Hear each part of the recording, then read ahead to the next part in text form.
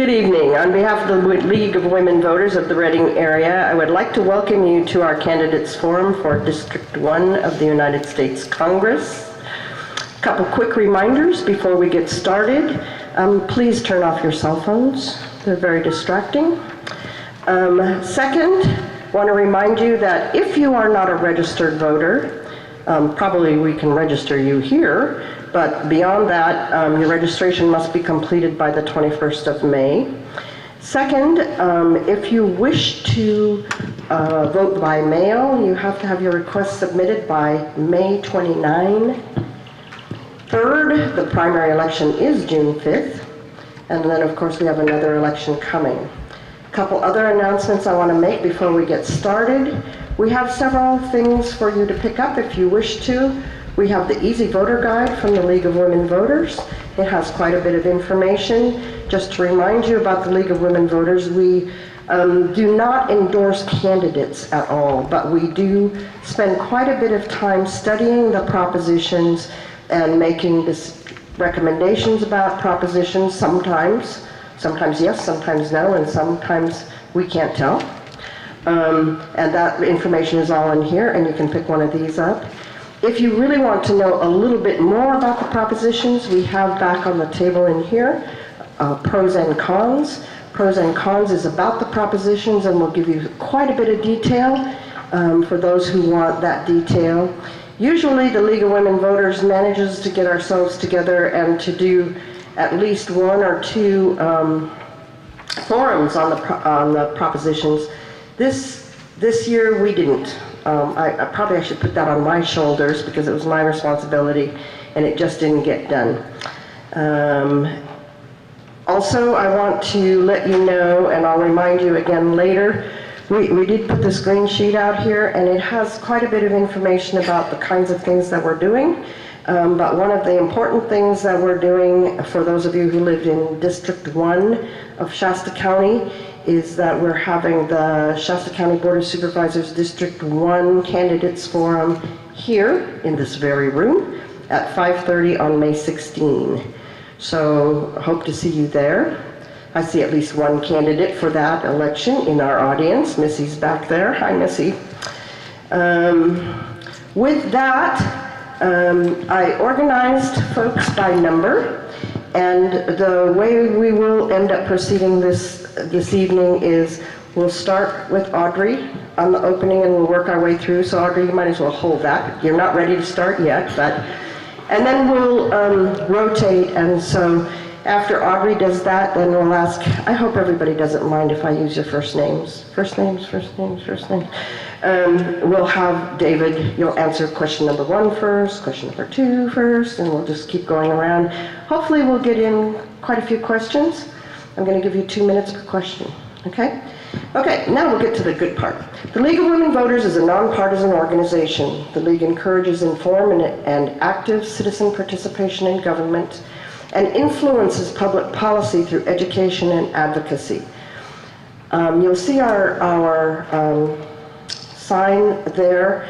I think it's really important to remember about the League that we are an old organization. We've been around almost 100 years now. We value voter education. We value good voting practices. It's very important to us. So thank you for joining us here tonight at this forum. My name is Susan Wilson. I'll moderate the forum. We've talked a little bit about the format. I've asked folks to make a 3-minute introductory speech. Sometimes I have rebuttals, but I'm not in a rebuttal mood tonight, so we're having no rebuttals. Then we'll have questions, and we're going to move right through those questions. You know, if you have a short answer, give us a short answer. I'm going to give you 2 minutes per question, but you don't have to take 2 minutes. Get your thoughts out there. I want all of your thoughts, but do that. I think the League prides itself on very civil forums. I'm hoping that this turns out that way, and part of that means that the audience is included in the civility.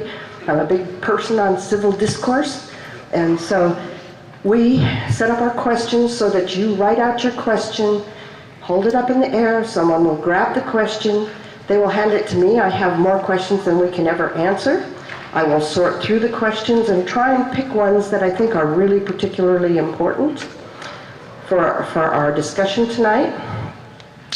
When we're finished with the questions, sometime close to 7:15-ish, I will then have everybody take 2 minutes and kind of wrap it up, be able to hit on anything that we missed during our questions, and then we'll go from there. Your timekeepers are right in front of us here.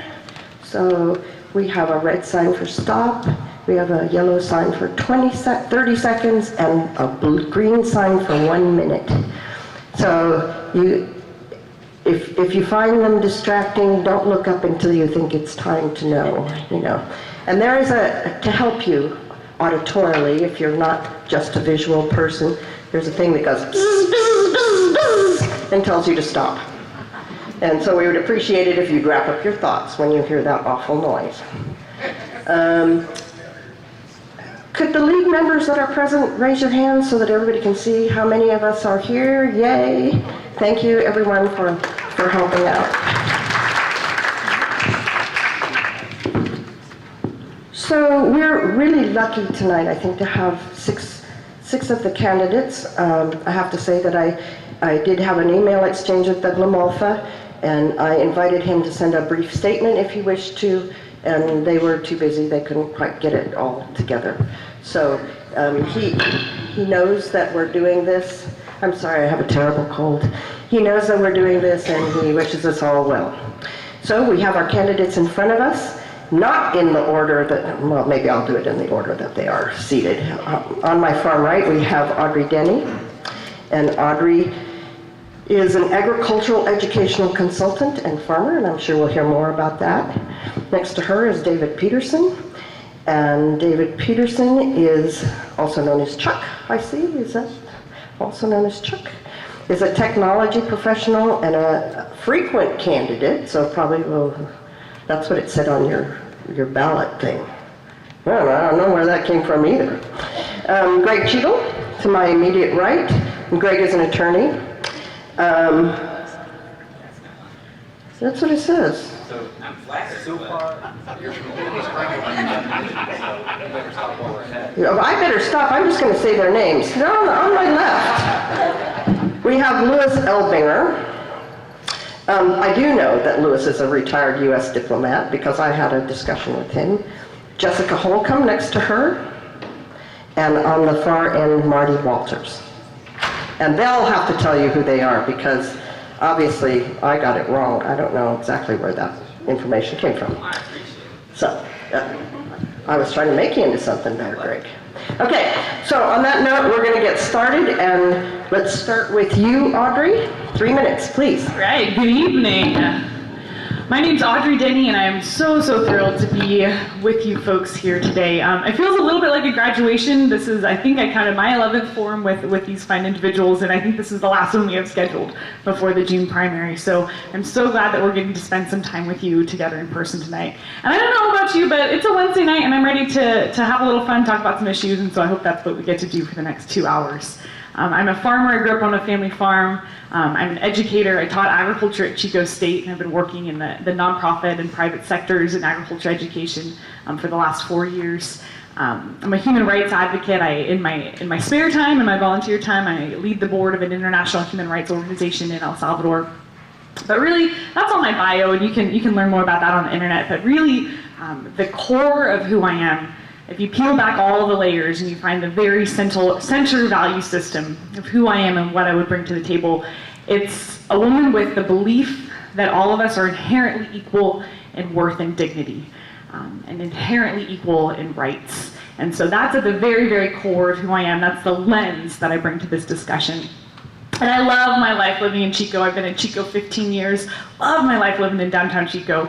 And so I'm a little surprised to see myself standing in front of you as a candidate for the House of Representatives. But late last year, when it became evident that the tax bill was going to pass and that our representative was going to be one of 11 key California votes that rewrote the tax code in the middle of the night in favor of the wealthiest among us and in favor of massive corporations and at the expense of real working class and middle class Americans, I got angry. And I said, someone is going to hold him accountable this year, and that person is going to be me. And so after January 2nd this year, I filed with the FEC to become a candidate. And for the past 5 months, I've been traveling around to every corner of our district, and I have been learning and listening to folks who live in all of our 11 counties. And 3 things have really been resonating: that folks are ready to stop corruption, they're ready to restore integrity, and they want to save our democracy. So when we're talking about stopping corruption, we're talking about getting the toxic effect of money out of politics. Our campaign is not taking any corporate money, and we're really proud to be walking that walk. When we're talking about restoring integrity, we're talking about electing a representative who will vote in our best interest every single time. And when we're talking about saving democracy, we're talking about coming back from the edges, the corners of the polarization that we find ourselves as a country and as communities and families, and coming together around those shared common values that we believe in the North State. This is a fight for better representation. It's a fight for real and lasting social change. I'm Audrey Denny, and I'm proud to be in this fight alongside you.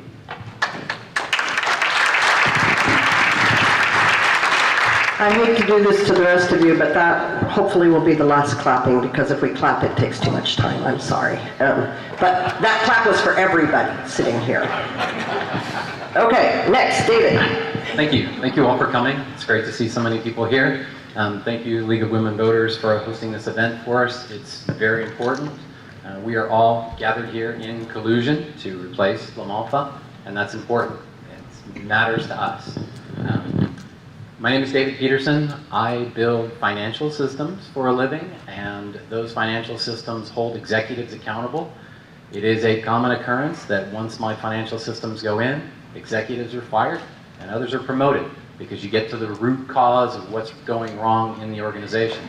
That's exactly what we need in Washington, D.C. You can see that I have a long list of legislative action that I would like to champion and deliver for you. This will benefit you, everyone in our district, California, and the United States.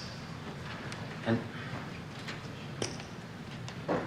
when you look at the specific legislation, you can see I'm going after what has been plaguing our federal government for decades. Things that even our Democratic leaders haven't addressed. And so I challenge both the establishment Democrats and the establishment Republicans. I'm very happy that in recent weeks my fellow candidates have moved away from simply mentioning problems and that they understand, and they've moved towards some legislative solutions that they'd like to pursue. That's important, because that's action. That means something to us. But they still haven't caught up to me. Nobody has the long breadth and depth of a list, and yet they could take every one of my action items and make it their own. And that's what we need to do, is combine our campaigns together and move forward and make something happen. And no other candidate has stepped up to say that they will challenge the Democratic establishment. And I'm worried about that. We should not be afraid of our Democratic corporate overlords. We can't be afraid of losing backroom endorsement deals that are made in secret, that you have no idea what the criteria is for. That's all irrelevant to us, and it's shady.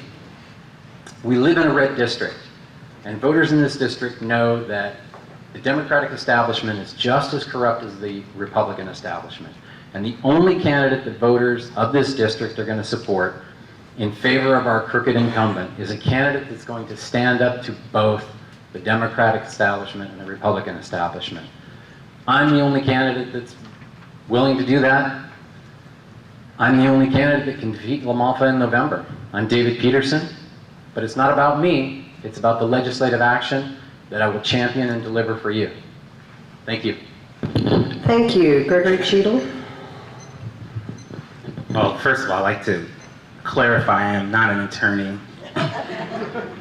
I did my undergraduate work in physiological psychology, then I went on to get a master's in public administration with an option in healthcare administration because I wanted to be a physician in a country setting and have a clinic. I think the confusion with respect to being an attorney came in because I graduated from law school, but I've yet to pass the bar. But I'll take the attorney anyway. I'm an 1856 Republican. And for those of you who don't know, an 1856 Republican is one who believed in the principles of fairness, justice, and equality, because in 1856, in that era, you had white Republicans who were killed along with the black slaves that they were trying to free. And so those people were sold out to the principles of fairness, justice, and equality. And so I am today. Sadly, those principles of fairness, equality, and justice are in jeopardy. Why are they in jeopardy? Because we are no longer a government of, by, and for the people. We are a government of, by, and for corporations. Government has now become the bodyguard of large corporations. These corporations are so powerful now, the concentration of wealth is unconscionable. And so these elites plunder the fortunes of US citizens. And rather than being punished and locked up, these individuals are rewarded with TARP money, with emergency billions of dollars. They're rewarded with subsidies, with bailouts, with quote-unquote loans. And so how do we become a government of, by, and for the corporations, and we leave the individual in the dust? I would say that era was ushered in by Reagan. It's not limited to party. More billionaires were created under Obama than any president in history, so it's not a matter of party. So we as a people must take government back if we expect to have the government in favor of us rather than against us. And so one of the things I propose to have a limit of $1,000 per entity, an entity being an individual, a couple, or a business. $1,000 maximum contribution and zero money from outside of the district. I'm Gregory Chigo. I have 30 seconds and I'll save it for later. Thank you very much. Thank you. Next is Louis Elbinger. Did I say that correctly? Thank you.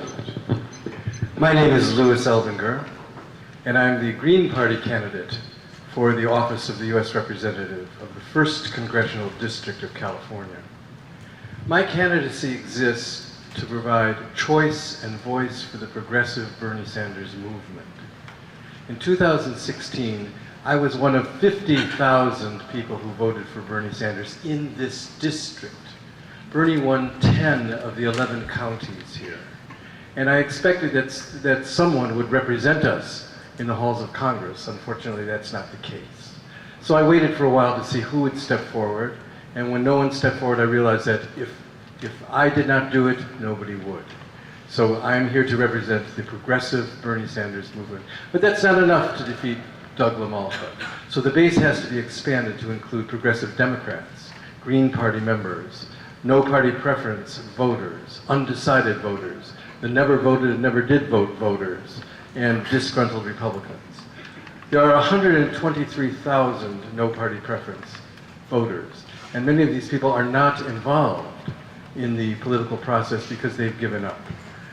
I took up this task because I want to represent those people. Essentially, I want to represent myself, and it's great. I get to see my name on the ballot. It came today, and I'm going to get to vote for myself. All of us have that. So who am I? I'm a retired diplomat. I spent 28 years in the Foreign Service, traveling in 9 different countries. I had 16 different assignments. I have 2 master's degrees. I have an MBA degree in computer science from the University of New Haven, and I have a master's in strategic studies from the Air War College in Montgomery, Alabama. I'm a grandfather. I'm a wise elder. I'm a planetary citizen. I'm a poet. I'm a conscious evolutionary. I'm a conscious activist, and I'm a visionary leader. Now, when I say conscious activist, what do I mean by that? I mean a person who takes their spiritual life and their political life and puts it together to become a conscious activist. There's a term called sacred activist that was defined by Andrew Harvey. I leave the word sacred out because I don't think it appeals to everyone, and I've turned it into conscious activist. I want to leave you with three things. First of all, I'm a third-party candidate who expects to come in second on June 5th so I can be first on November 6th. If you vote Democrat or Republican, you can make a point. But if you vote Green, you can make history. So the choice is yours. Thank you. Jessica Holcomb.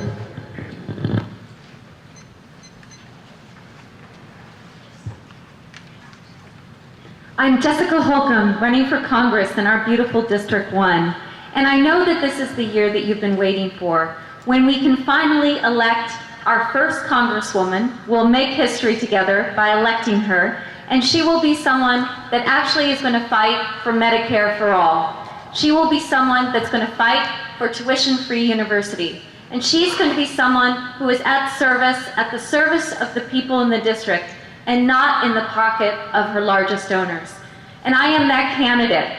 We have been running an amazing campaign. So we started out in May of last year, and we are the top Democratic fundraiser. Now I know that we all hate money in politics, that's for certain, and we have to end Citizens United. But unfortunately, in order for a grassroots candidate, such as all of us are grassroots candidates, none of us have super PACs behind us, to do that we have to fundraise. And we're actually gaining on LaMalfa. So in the past, he has outraised significantly other Democratic candidates, and not surprisingly had won. And we're changing that equation on him. So I'm a fourth generation Northern Californian, and I'm actually a real attorney. So I'm a business attorney from Northern Auburn, where I live with my wonderful husband, our 2 dogs, cat, 3 chickens, and tens of thousands of bees. And while I was growing up, my family was poor. So I'm the oldest of 7 kids, and there were times when we were homeless, and many years when we didn't have health insurance. And I remember a time when my mom took my sister to see a doctor, and he turned her away because we didn't have insurance. She had a very bad earache, which resulted in her losing hearing in that ear. And that's one of the reasons that I have a fire in me to fight for Medicare for all. When I saw LaMalfa at his town hall meeting in Oroville, and people asked about single payer and wanting to make sure that they had access to health care coverage, and when he threw up his hands and said, "Y'all can do this without me," and walked off the stage, that's when I said, he has got to go. That is not leadership. He is not standing up for his people. And I've known when I've been walking the precincts and knocking on doors of those living in our district who are on the verge of desperation. They're one step away from homelessness. And they need these critical programs like the SNAP program. We've got a farm bill now that's more of the same, that benefits congressmen like LaMalfa and billionaires and large corporations, and wants to further cut the food stamp program. That is completely unacceptable. And one of the first things that I will do as your Congresswoman is to separate out the food stamp program from the farm bill.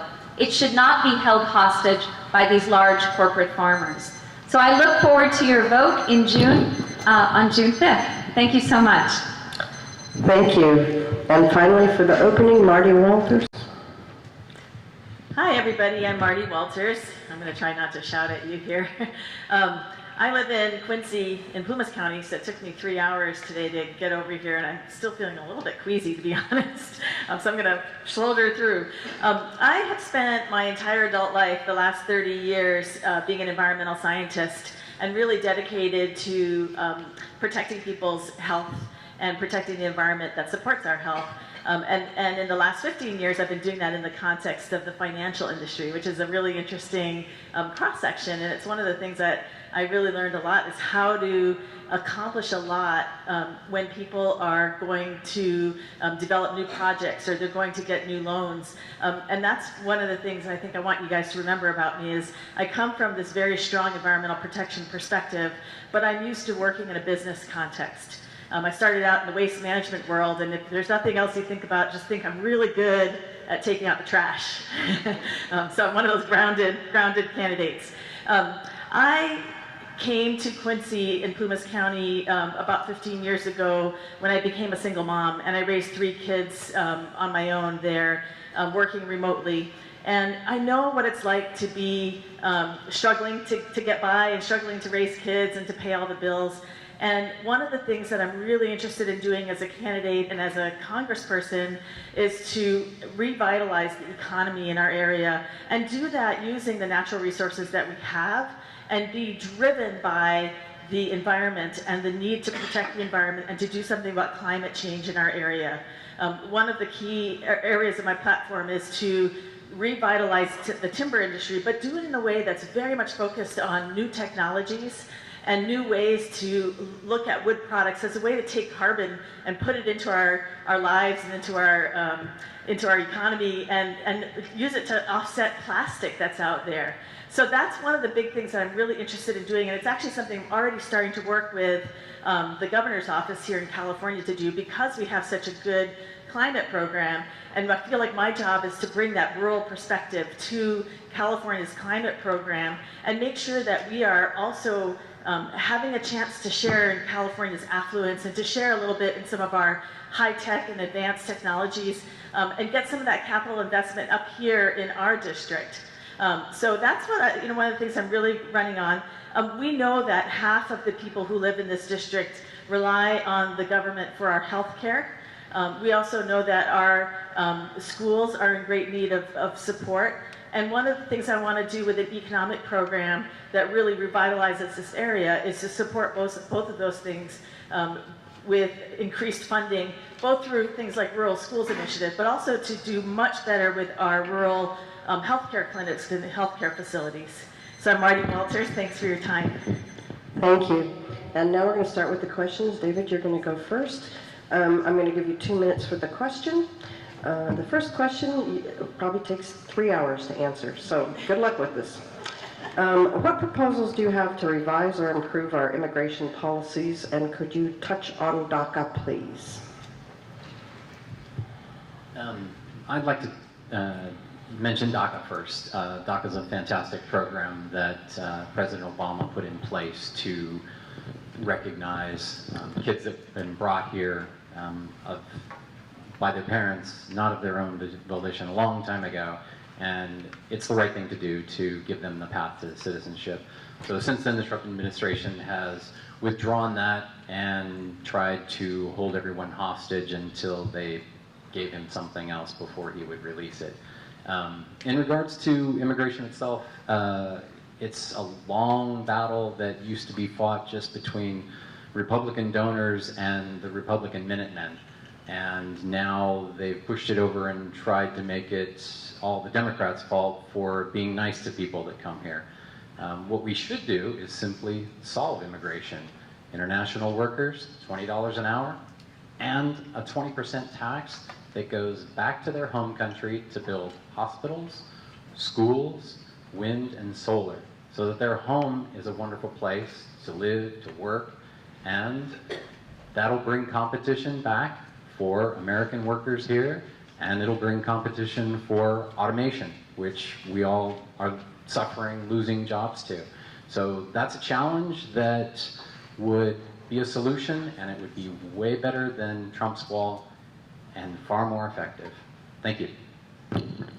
Thank you. Next, Greg. You know, the United States has a problem using the word illegal. If I sit in a Starbucks too long, I'm going to be arrested. I think you missed that. That's okay. These people came here illegally. The fault is on the parents. It's not on the country. It's on the parents. Conversely, blacks were brought here illegally, sold illegally, and we are being kicked off the bus. I'm tired of groups coming over here and kicking us further in the back of the bus and now off the bus. Take care of home first and we can talk about DACA. Again, the key word is illegal. We have laws in the books to deal with those laws. And there's also this misconception that these people, and I hate to use that term, it seems so demeaning, but anyway, the DACA individuals, there's this misconception that these individuals are going to be here to do the jobs that Americans don't want to do. To me, that's a racist thing to say. It's a lie. These students are in colleges, in universities, and they are here not to do agricultural things, but to take the jobs of teachers and professors and doctors and attorneys. So this isn't about the crops. And so again, take care of home first, then we can talk about DACA. We've got enough laws in the books, we don't need any more. Thank you. Luz? When I worked at the U.S. Embassy in New Delhi, India, in order to get to my office, I had to walk through long lines of visa applicants. And these lines would start forming at 5 o'clock in the morning, and they'd snake around the building, and people would stand in the hot sun for hours to get visas to come to the United States. As a Foreign Service officer, it was part of my job, it wasn't my primary job, to give visas to people who applied to come to the United States. And I know for a fact that some people waited for 10 full years to legally immigrate to the United States. So I can understand the feelings of people who have waited for 10 years to follow the rules, who would be upset at others who seem to have jumped the line. If you just imagine yourself standing in line at the post office and watching someone cut in front of you, you'll understand the feeling that you might have. So we have justice and we have mercy. In the case of the DACA people, these children were innocent. They didn't have anything to do with this. In my opinion, that we cannot punish innocent people. They haven't done anything wrong. So for me, I consider that to be a no-brainer, that the DACA applicants have to be honored in the spirit that the law was written in. So I'm saying two things. I'm saying, yes, that mercy is part of tempering justice, and justice and mercy must go together. Thank you. Thank you. Jessica? So there's no question that we need to pass a Clean Dream Act. It's high time. And what's happened to a lot of the kids that are part of the DACA program is that effectively they become pawns in this political scheming that Trump and the GOP have been concocting. So I know two dreamers in the Auburn area, and we visited LaMalfa's office. This was before I had decided to run for Congress. We wanted to talk with his staff about the importance of passing a DREAM Act, and there was a lot of head nodding, some notes taken, absolutely no action taken. And when I talked to LaMalfa later about it during a tele-town hall conference, his attitude was, immigrants cost us too much money. Wait a second. The economy here in California alone could not survive without immigrants. My great-grandmother had come over here from Slovenia, my great-grandfather from Croatia. He poured cement, she was a laundress. This is the type of work those who come to the United States are prepared to do so that their children can have a better life. This is what we are. We are all immigrants. So there's no question that DACA should be passed. And we're done with this political game that the new administration is trying to play. In addition, I'm in favor of the Blue Card program. That's been proposed by Dianne Feinstein and Kamala Harris, and that would provide effectively a path to citizenship for our rural workers. After all, they are willing to do the work that a lot of native-born Americans wouldn't do, and they are the backbone to our rural economy. Thank you. Thank you. Marty? So we've heard some really interesting points here. You know, I also believe that as a country that's founded on immigration, that we have to continue to support immigration and to continue to support refugees. You know, the more we tighten and become closed in on ourselves, the less secure we are. And I think we need to be open and accepting and welcoming in order to actually increase our security. And that's something that comes up a lot with people that I talk to here. You know, there's this perception that immigration and particularly illegal immigrants cost California a huge amount of money. And I always hear this $23 billion a year kind of number thrown around. I think that's not correct because that would be a very big part of our state budget. But in addition to that, I think you have to consider what is it that people are contributing to our society and to our economy by being here as well. So I think that we have some good immigration laws in place. We have to keep in mind that before 1915, if you could get here, you could stay here, and the idea of visas and all of that are much more recent in terms of the idea of being an illegal immigrant.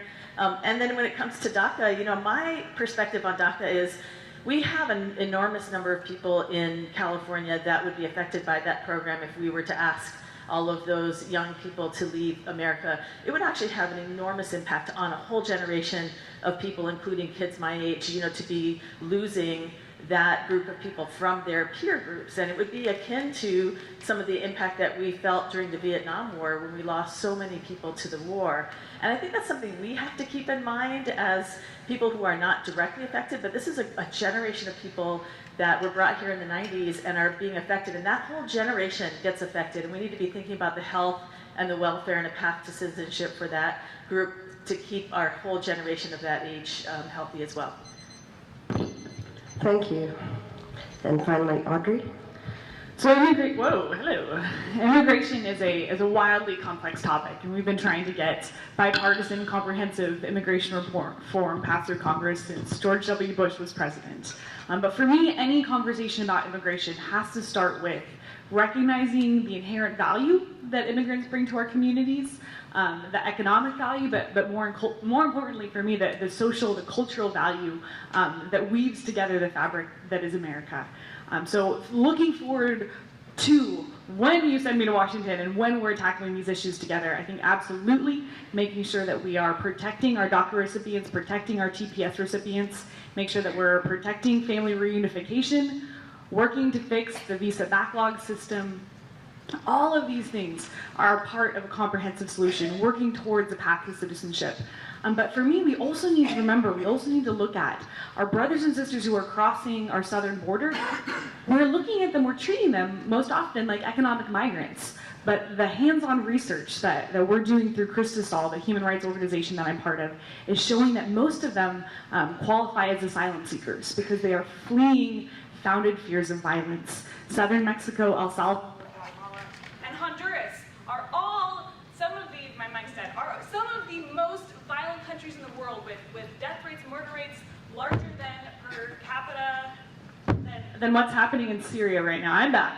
And so making sure that we're addressing some of the human rights implications, and that looks like supporting the institution building work of this, supporting the institution building work of the State Department when we're working with the governments of those countries, but also making sure that we're addressing the systematic human rights violations and abuses that are happening with immigrants when they get here, including unequal access to housing, to health care, and I'm done. We'll give her 2 extra seconds. Please, take a few extra. Just to kind of wrap up, in case you didn't hear, looking at the human rights context, paying attention to the institution building work of the State Department, so we're strengthening the governments of those countries, and at the same time looking at and addressing the systematic human rights violations that immigrants face in this country. Thank you. Was what I was Sorry. I can Okay. So, next, we have our next question coming up now. This question is about education. Greg, you're going to start us off.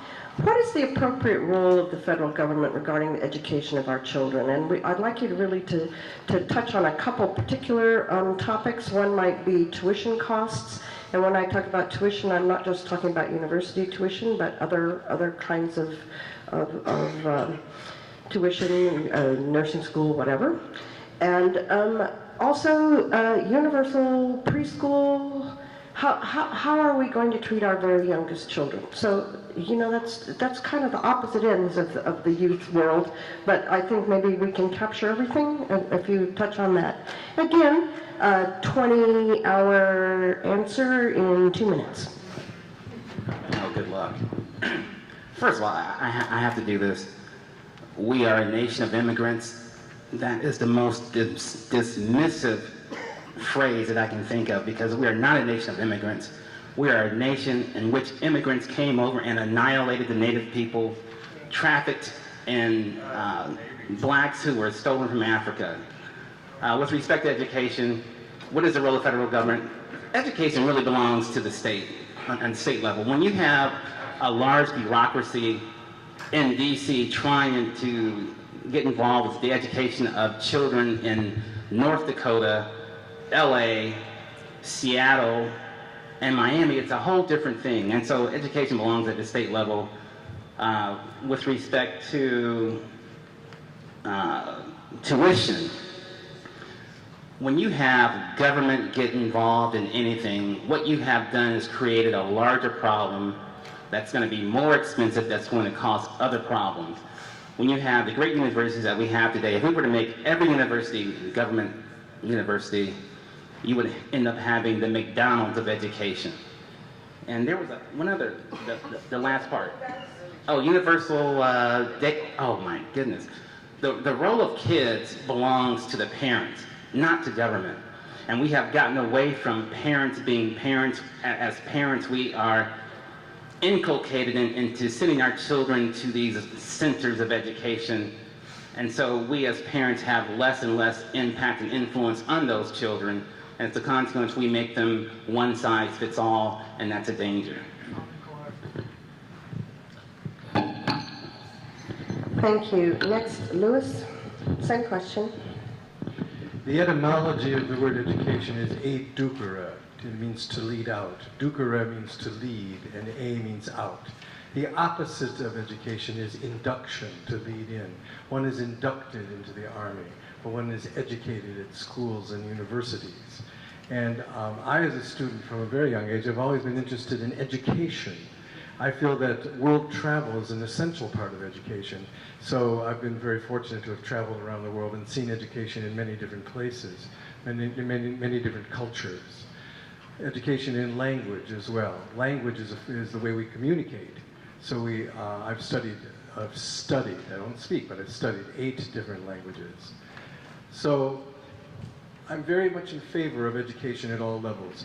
What is the role of the government in it is to provide the resources that will allow parents to give education to their children to the degree that they can. Education is a human right. It's in the United Nations Universal Declaration of Human Rights, Article 26, the right to education. And it says that this human right it's a very long article, but it talks about how parents have a function in it, and the state has a function in it. And of course, these things have to be moderated. I told you that I got into this situation, this political situation, because of the Bernie Sanders movement. So of course I informed myself on what the Bernie Sanders progressive movement advocates.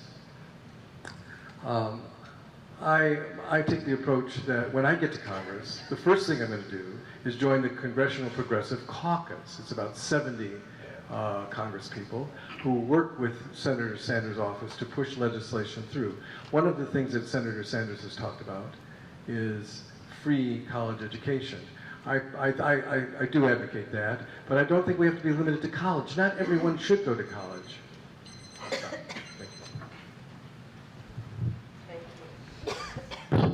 Thank you. Jessica? I'm so grateful for federal financial aid to go to college, because if it hadn't been for that, I wouldn't have been able to go to college and later on to law school, as well as my brothers and sisters. So my mom is very proud that all of her kids were able to break the chains of poverty and make better lives for themselves. But that bridge that closes that gap, that basically takes you across that chasm of wealth inequality, it's starting to collapse. We're starting to see lots of even upper middle class families saying, we're not able to save because college education has become so expensive. I had a colleague when I was working for a law firm say, my daughter's preschool is $20,000 per year. This is absolutely unacceptable, and that's the reason that a lot of working families can't save. We must make preschool universal, and we must provide additional federal funding for our public schools. I'm opposed to any programs that would provide vouchers for private schools or favor charter schools over public schools. An investment in our public education is critical to our future.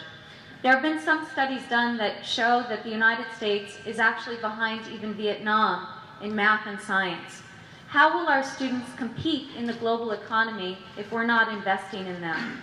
So you've got these huge disparities from state to state, where New Jersey spends $20,000 a year on its students, California only spends 10.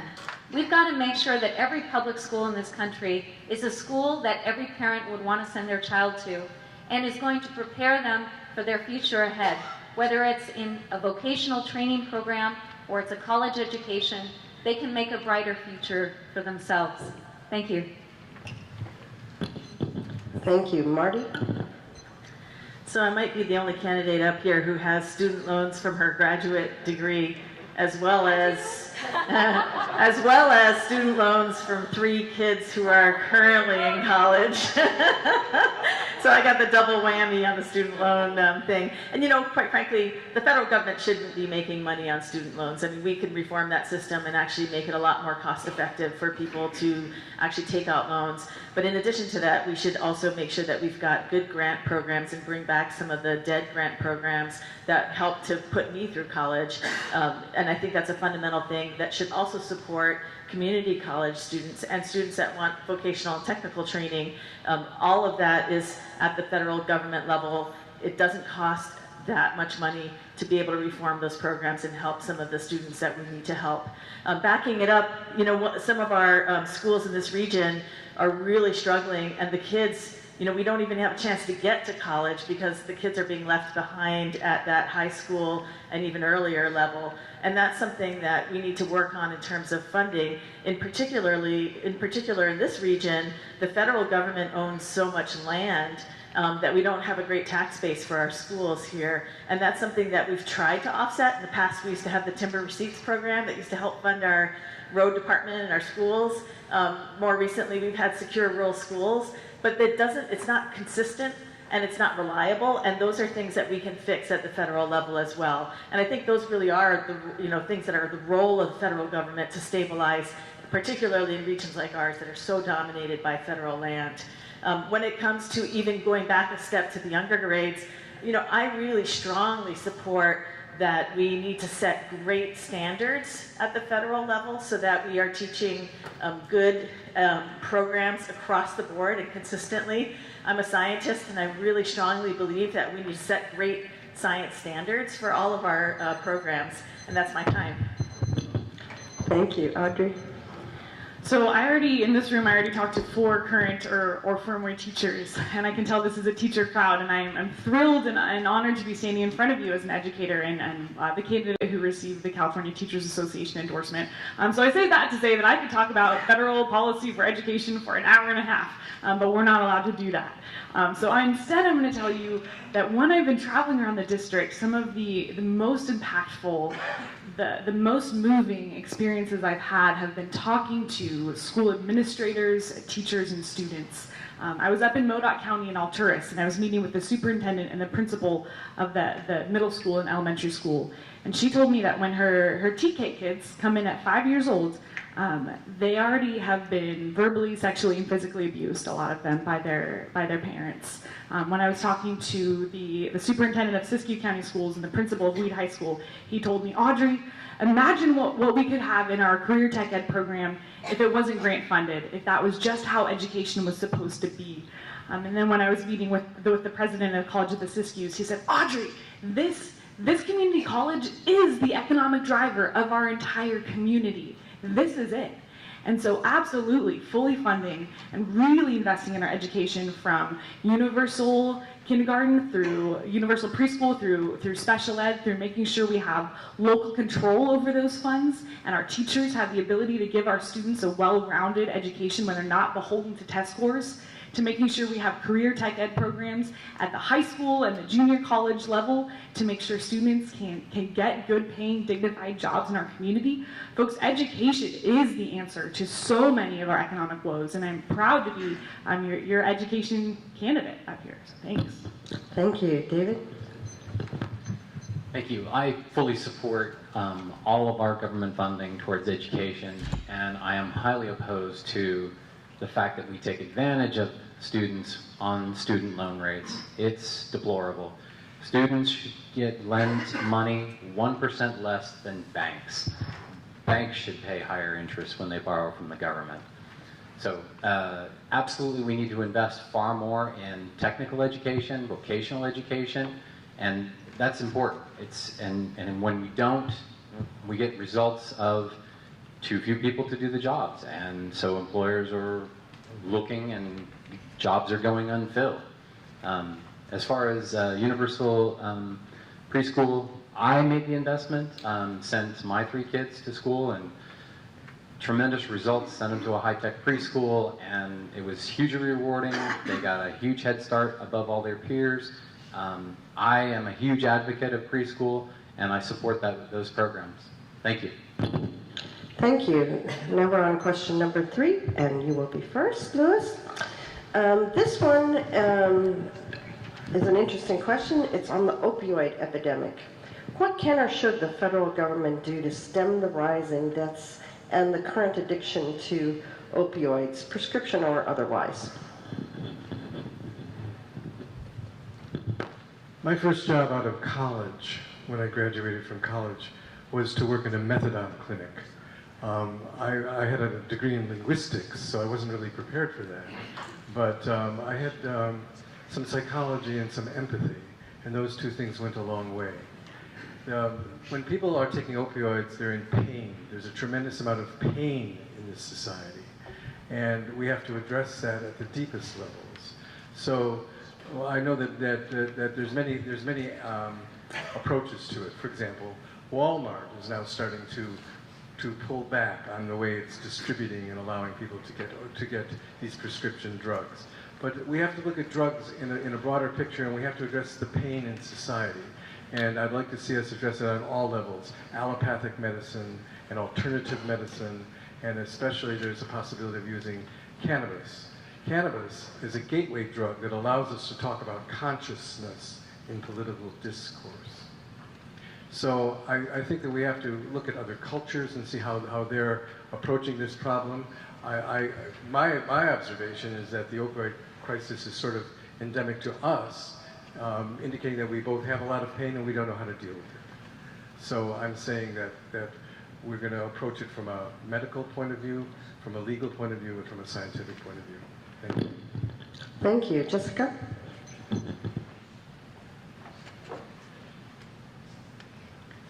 Yeah, this is a topic that affected my family very directly because I have a beautiful niece who became addicted to heroin at the age of 17. And fortunately now, for the past year, she's been drug-free. And we feel like she's come back from the dead. While she was addicted, and to the extent that we could find her, it was as if we were speaking to a zombie. And a few times she had passed out and an ambulance came for her. And the problem with getting treatment for her is that effectively no insurance would cover it more than just a month under your health insurance. And the programs that she really needed to be a part of were $50,000 to $60,000. Fortunately, with the family passing the hat around and with help from friends, we were able to get that money together. But that's not a reality for most families. And so we absolutely need federal funding for accessible and affordable addiction treatment centers. We also need to take a closer look at how we're affecting rural communities in terms of our investment in those communities. So from an educational standpoint, also in terms of investing in vocational training, starting at the high school level, and also investing in our infrastructure, for example, bringing high-speed internet access to these rural communities. Because one of the reasons people turn to opioid is because they feel despair. They feel like there's nothing for them. And so then they try to escape from the reality of their lives and go into this alternative world. So by bringing them hope, by bringing them opportunities, we can stem the tide of a desire to get addicted to opioids. But if it happens, we'll have the resources to be able to treat the patients without families having to go bankrupt for it. Thank you. Thank you. Marty? So I'm going to get real practical with you guys on this one. You know, with opioids today, we have gone one whole direction on the pendulum and we're coming back to the point where it's really hard to get prescriptions now for opioids, even when you really need it. And it's really causing almost equal problems for certain people that really need those, and particularly end of life and cancer treatment. Sometimes that is the best treatment. I really think that the federal government needs to do a couple things. First, the federal government is one of the largest employers in our region, and as an employer, they need to step up and get much more involved in terms of being able to support employees who are having difficulty with addiction and addiction treatment. I think that would go a long way in our region to making an improvement. Second, through our healthcare programs, actually through the Affordable Care Act, we are getting funding, just a tiny bit of funding, for some of these regional and local programs that support people who are addicted. It's a very long-term management. You don't just wake up cured one day. It's something that requires a long-term management. It also requires doctors to be available to do things like prescribe naloxone, which is a life-saving drug. In my county, in Plumas County, we had no doctors that could prescribe that drug for a very long time. And just last December, we have now one doctor in the entire county that can prescribe naloxone. So things like our Northern Opioid Safety Coalition that's funded through federal funds but run locally are the things that I would support and continue to support. And those kinds of programs are constantly at risk because we're talking about cutting the Medicaid funds and the Medicaid funds and the ACA funds that fund those things. So I'll leave it at that. Thank you. Audrey? Thanks for the question. This is a really, really important one. According to the CDC, 2017 was the second year in a row that life expectancy for Americans was actually going to drop. And that was due almost entirely to the opioid crisis. And so I think that we've heard a lot of great ideas. And for me, the crux of the issue is federal funding, but local control over that federal funding. Because the opioid crisis in Reading looks different than it looks in Surprise Valley, looks different than it looks in Greenville, right? And so making sure that we can invest in our rural healthcare, for making sure that we have doctors, making sure that we have clinics, and making sure that we're, really the core of it for me is making sure that we're looking at and remembering that addiction is a disease, and diseases require treatment. 23 million Americans suffer from some type of addiction, and so remembering that diseases need treatment is a key part. And so when we take a holistic look at the issue, we remember, okay, diseases need treatment, we need to invest in rural health. We need to make sure we have doctors, we need to make sure we have clinics. We need to look at the education aspects.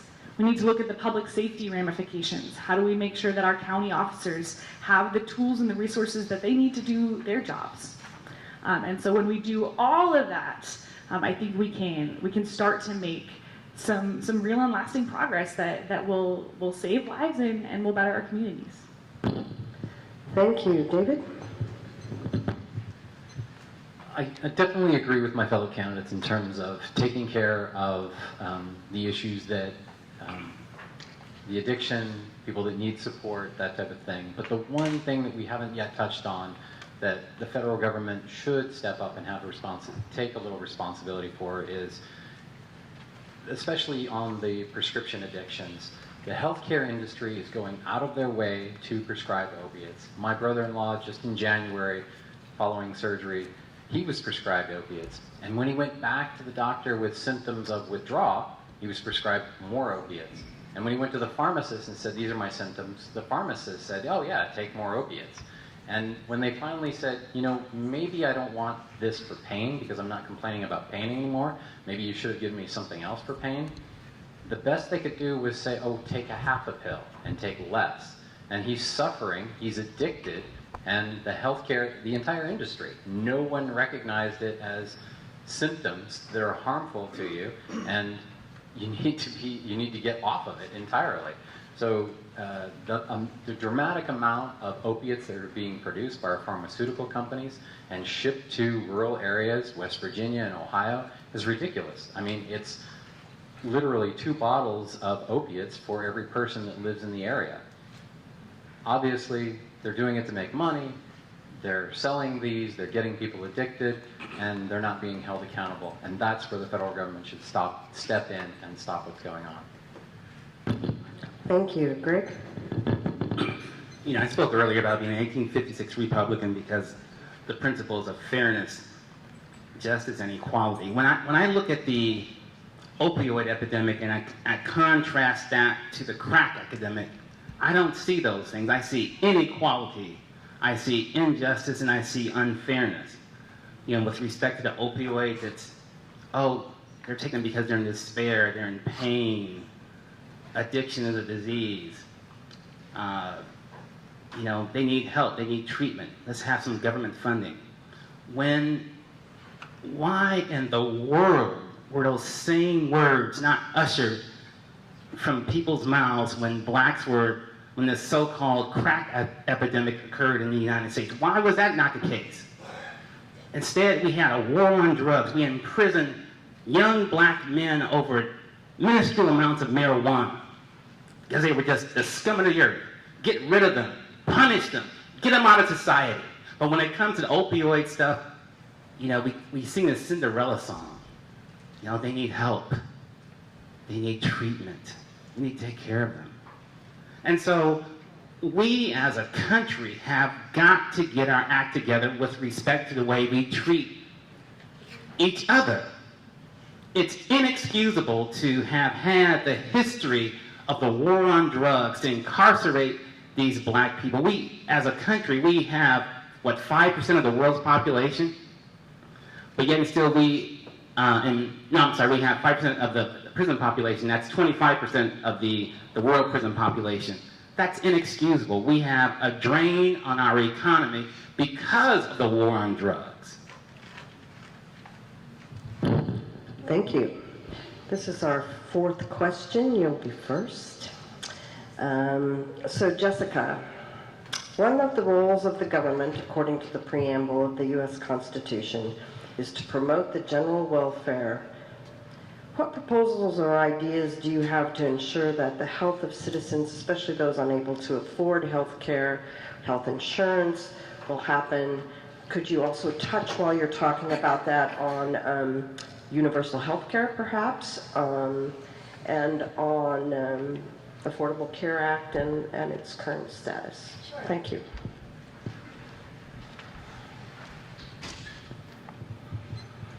So I became an advocate for universal health care even before I knew what that term was called. After the experience that my mom had with my sister, I remember my mom telling us, you know, in Europe, they make sure that all of their citizens have health care. And why don't we have it here in the United States? And she was absolutely right. We are actually the only developed country without a form of universal health care. Now, when I've been out door knocking and people object to the idea of universal health care, some of them think that means basically we're publicizing all of healthcare. No, that's not the case at all. This is Medicare for all. So rather than having to wait until you're 65 to qualify for Medicare, you can get Medicare at birth, making sure that every one of our citizens is covered. The argument against it has always been, oh, this would raise taxes through the roof. It's way too expensive. Actually, we'd actually save money. But because we have a single payer plan, we could negotiate the rates of health care, and we could also negotiate the rates of prescription drugs, and we could cap the costs that pharmaceutical companies are actually charging us for their medicine. So you wouldn't have these outrageous costs that you hear about, $30,000 for a particular prescription because they happen to have the patent on it.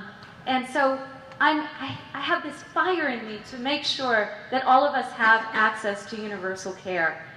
It is the right that we all have as Americans. It's not a privilege. And that is something I will fight for you. And you have my vow. I will never take a single dollar from Big Pharma or a health insurance company because they have been the ones that have had a chokehold on our health care all these years. And it's time that we fight for Medicare for all. Thank you. Thank you. Marty? So I've spent my entire adult life trying to work on getting hazardous chemicals out of our environment and making our environment a place that's actually healthy for us. And I strongly, strongly support the mission of the US EPA and California's EPA and the work that we're doing to make our environment a healthier place for us all, and thinking about ways to consider health from a wellness perspective. So first and foremost, I think we have to live in an environment that supports us, it supports human life, it supports healthy human life, and that's something that the federal government must and can take the lead on. Second of all, I do support a universal healthcare program for Americans. I do think that it's going to take a little time for us to get there, and sometimes I talk about a roadmap to get there because we have so many different programs right now. I mentioned earlier that half of us in this region are on some form of a federal healthcare system, whether it's Medicare or Medicaid or Veterans Care or some other program. It's really going to be important for us as we think about transitioning to something where we're pooling all of that money together and using it to pay all the costs of healthcare, that we do it in a way that doesn't leave anybody behind and doesn't let people fall through the cracks. So one example would be, for example, disabled children that currently often are on the Medicaid program, or in California you call it Medi-Cal. You know, these are children that need a tremendous amount of support. The cost per child can be very high, so we need to make sure that we are supporting those children by covering them under a Medicaid program that covers all of their expenses and not dumping them onto a health insurance program where they're going to have to pay premiums and have deductibles and co-pays that make it impossible for their families to take care of them. And that's why when I talk about healthcare system, I talked a little bit about the complexity of that and how we have to be smart about getting to a universal healthcare program. Thank you. Thank you. Audrey? So last week, 8 o'clock in the morning, my campaign manager and I are in the downtown Chico office, and one of my good friends walks in, pale as a sheet, couldn't stand up, trembling, walks in and says, "I think I'm having a heart attack." I'm like, oh my God, my campaign manager, I'm like, get in the car, we're going to the ER right now, it's 4 blocks from here. And he's like, "No, you can't take me, I don't have insurance." It's 2018, in a developed country, and that happens all the time. Thank God he was not having a heart attack. He had some back spasms and we got him taken care of. But this is the world that we live in. And so when we're talking about finding shared common values around healthcare, I mean, people from the far right, I'll be talking to them and they'll be like, "Oh, Audrey, you and that Obamacare, get out of here with that." And I'm like, no, let's talk about what this means. In the middle, we want everyone to get the same quality of care. If Alice walks into the doctor and I walk into the doctor and we have the same condition and Alice has great health care and I have no health care or bad health care, she's going to get better care than me. She's going to get seen quicker, she's not going to have to jump through pre-op hoops, and she's going to miss less days of work. That's unfair and that's unjust. We absolutely need to be working our way to a Medicare for All system. But until then, we need to be fixing the Affordable Care Act, we need to be restoring the individual mandate, and we need to be working with what we have until we can get there. But health insurance, that's not our only complaint. That's not our only gripe up here, right?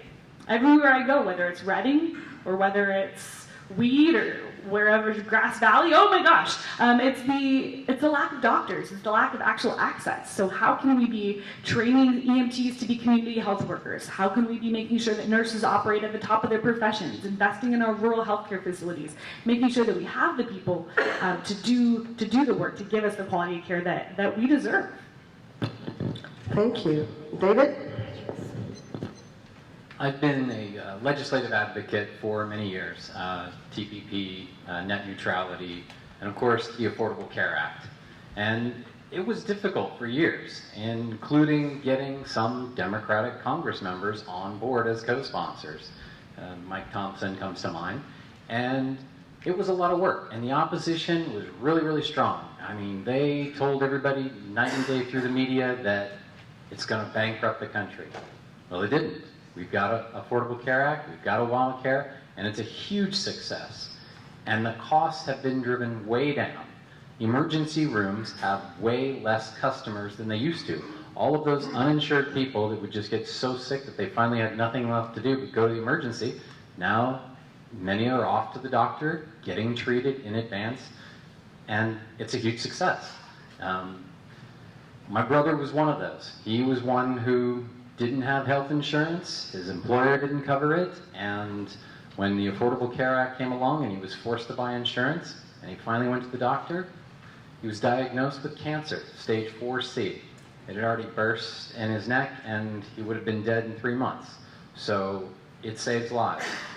Medicare for All now is being supported by every single Democratic candidate for Congress across the nation. Thank you very much, Bernie Sanders. Thank you very much, Affordable Care Act.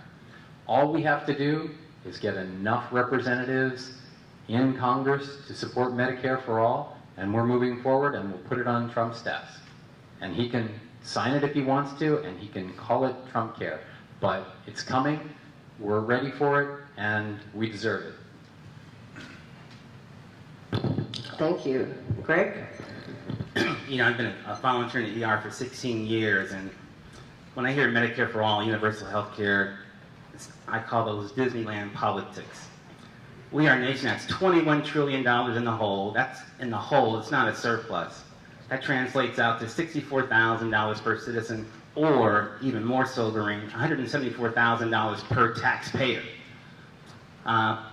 Oftentimes people will tout that there's universal health care in this country, that country, but no country has the population the United States has. UK, their health system over there covers only 67 million, Japan's 130 million, Canada 37 million, less than the population of the United States. National health care expenditures are $11,000 per capita. So a family of 4 paying taxes, that translates out to $31,000 per person. So that family of 4 now is what, $120,000 in national health care expenditures. Who in the world is going to come up with that much money?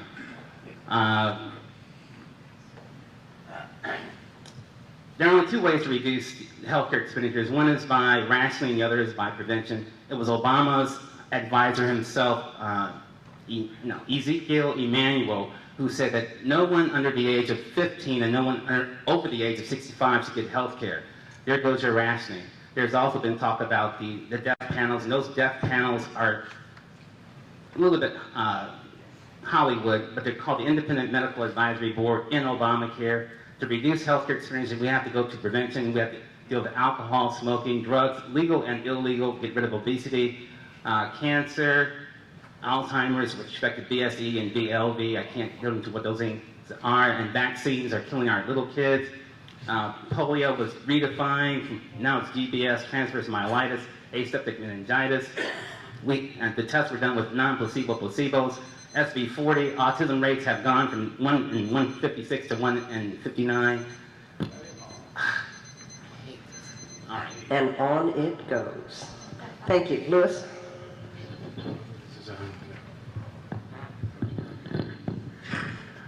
Thank you. I mentioned that one of the first things I would do when I got to Congress would be to join the Congressional Progressive Caucus. And that caucus is firmly aligned with the progressive Bernie Sanders movement, and that movement is firmly aligned with Medicare for All.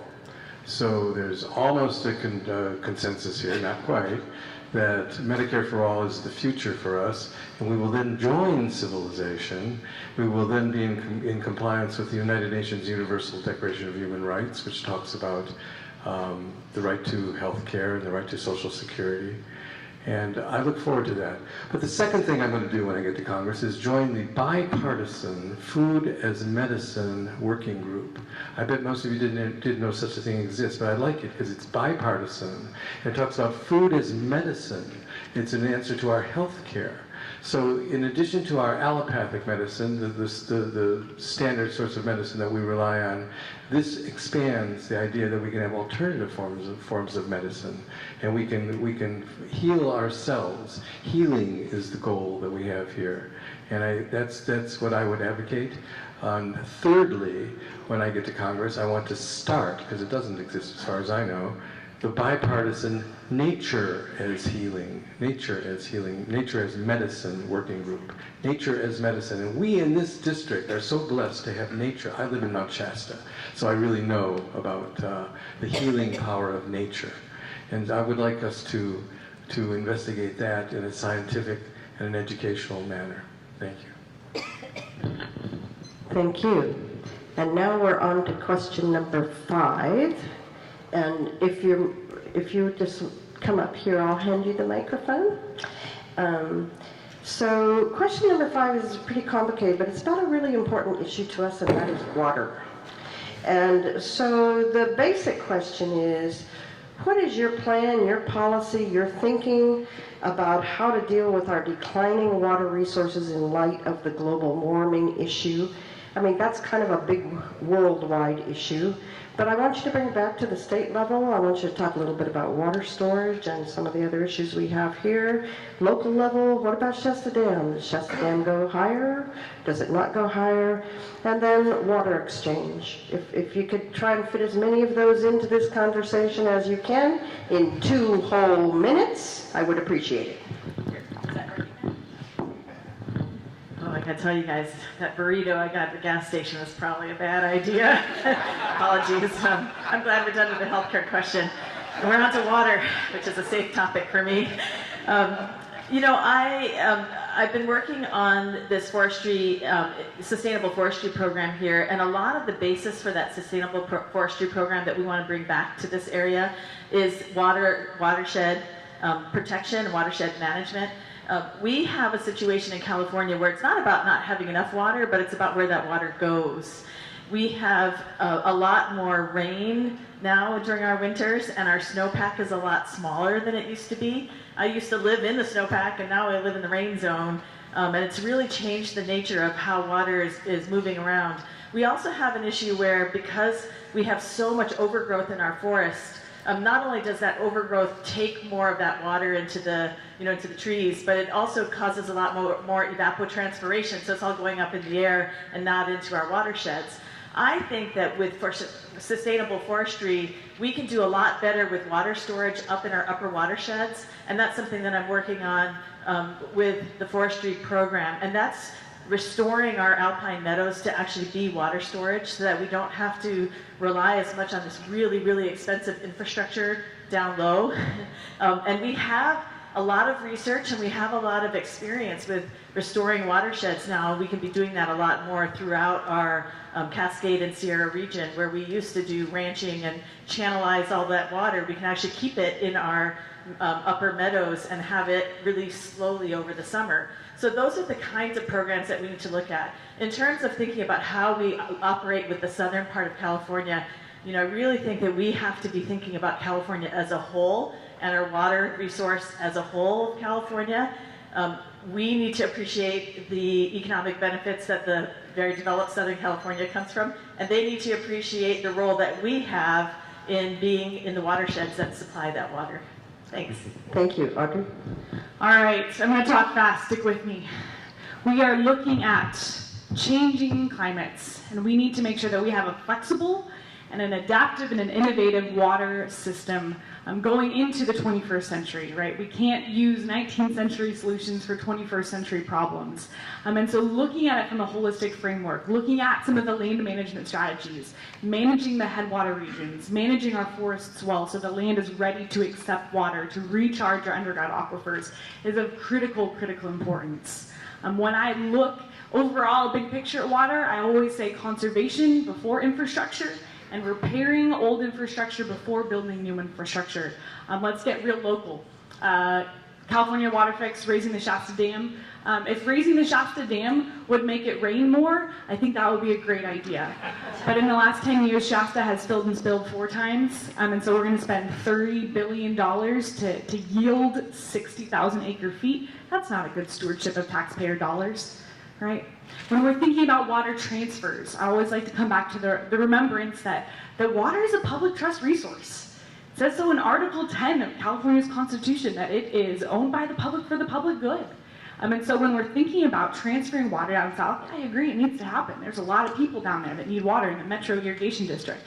But it shouldn't be happening making individuals who own water agencies and water districts richer.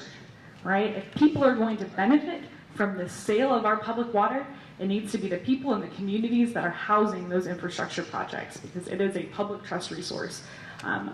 We could talk about this for hours because it's super complex, but that's what we have time for today, and catch me after if you want to dig in more. Thank you.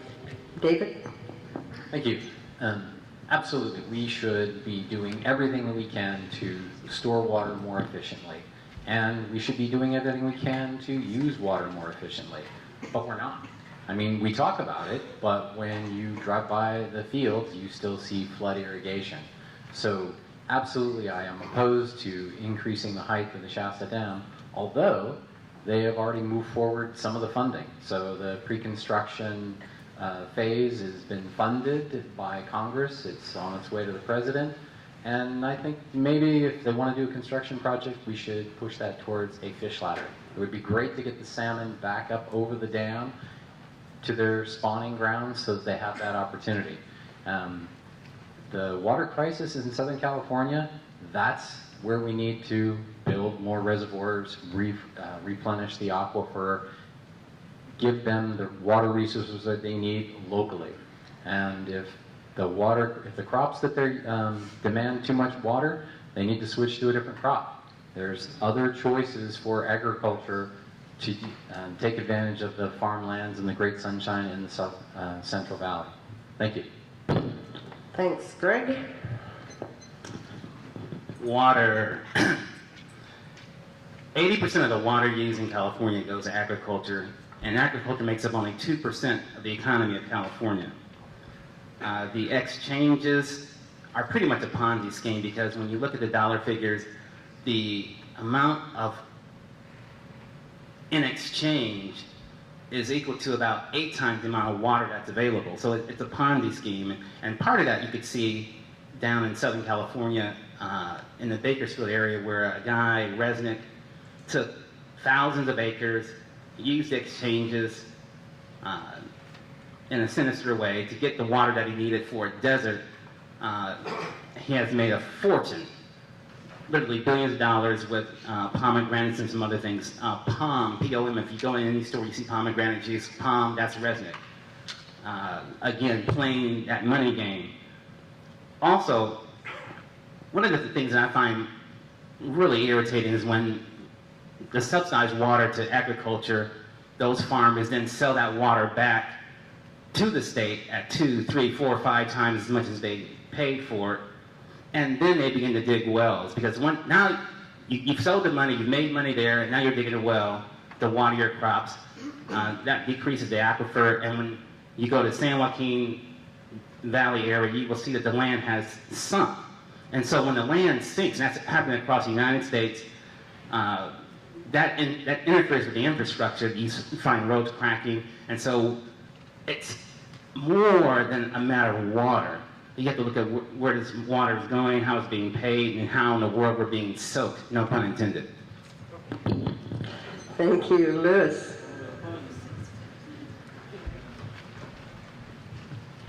I think the audience has noticed I take a human rights approach to everything. I've studied and I really care about the United Nations Universal Declaration of Human Rights. Article 31 of that document says that everyone has a right to water. We have to clean and accessible water, and adequate for the health and well-being of the individual and his family. No one shall be denied such access or quality of water due to economic circumstances. The Universal Declaration of Human Rights was promulgated on December 10th, 1948, and was written to a great extent by the work of Eleanor Roosevelt, who helped to write that document. That first document had a preamble and 30 articles. Article 31 was not in there. Article 31 was added in 2010. And I'm sorry to tell you that our country and many of the developed countries abstained from, it was adopted by the General Assembly of the United Nations, but our country did not vote for it. We abstained, along with some of the other developed nations. Why? Because water now was commodified, and now was a material resource, and was not considered to be a right that people have to life. So my position is very firmly on the side of Article 31 of the Universal Declaration of Human Rights, that everyone has a right to clean and accessible water, adequate for the health and well-being of the individual and families. When I testified at the Nevada Irrigation District on the subject of the Centennial Dam that they're trying to block the Bear River, I said that I used the phrase, let's use not use 19th century solutions to 20th century problems. No more raising of the dams. Now we're going to we're going to implement the sorts of procedures that will capture the water, keep the water in conjunction with ecological wisdom and indigenous wisdom. Thank you. Thank you. Jessica? So I'm opposed to the building of the Centennial Dam as well as the site's reservoir.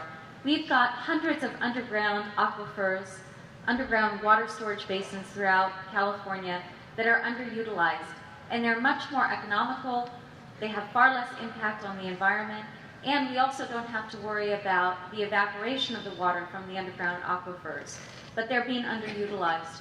We also have thousands of reservoirs across the country that are actually considered to be in crisis mode. So similar to what we faced here in Oroville within our own district, we've got spillways that potentially could collapse. We have dams that are in crisis. We need to fix those first before we even consider building another reservoir. I would also co-sponsor the Rebuild America Act, which would provide federal funding for the aging pipes that we have from many of our reservoirs and sources of water. We all know what happened in Flint, Michigan, when they didn't invest in improving their infrastructure and monitoring the quality of their water. So we've got to do that both to make sure we're not losing water through those pipelines, but making sure that we also have access to clean water. And I know it doesn't sound tasty, but recycled water is actually going to be a key resource of water for us as we continue to face droughts. Southern California has already started using that very effectively, and we can do it more here in Northern California, as Northern Californians. I know it's not something that we like to hear, but in Northern California, we tend to actually use more water than in Southern California. The reason, of course, is because of the amount of water required by the farming industry. Thank you. Thank you.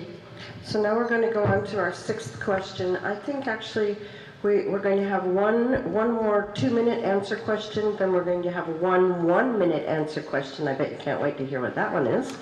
And then we'll have closing remarks. So this question, again, another critical one for our area. How would you work at the federal level to end homelessness? And could you tell us, as you've traversed your District 1, what stories have you heard? What have you seen? Any effective programs? What's your thinking? I start, right? You start. I'm starting. Yep. So this 2 minutes. This one's 2. 2 minutes. And the next one's 1. So this afternoon I was in Oroville at a luncheon kind of kickoff for a program called Haven of Hope on Wheels.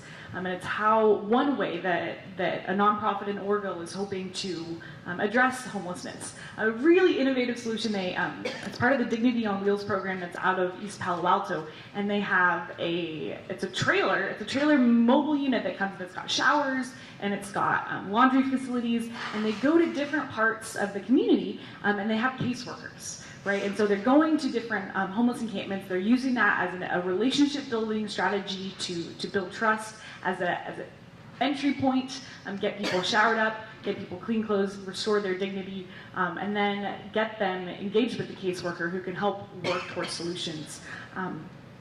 That's one interesting thing that I saw that was just point top of mind. But in Oroville today, I learned that 60% of the people who rent their homes spend half or more of their income on rent and utilities. That's crisis level. The man who told me that said, Audrey, this is going to lead to social decline and declapse. He didn't say declapse because that's not a word. Collapse. And so addressing these issues across the board is really, really critical. Something I saw in Weed, they're having an affordable housing crisis after the fires up there from the last few years ago.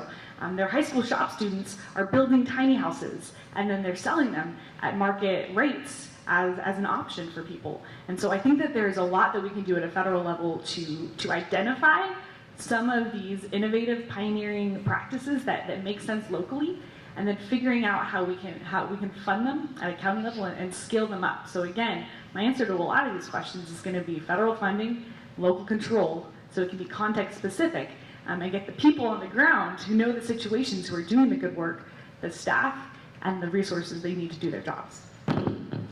Thank you. David? Thank you.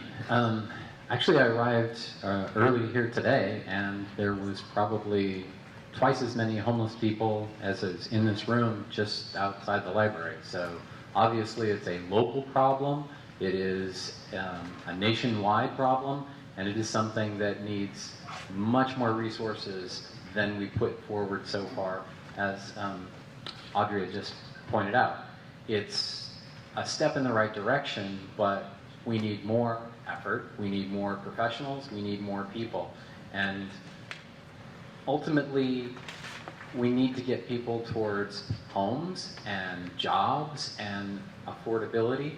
And the only way we're going to get there is to put the effort in. And the effort is primarily building the relationships with people, making the contacts, giving them this assistance and help and guidance.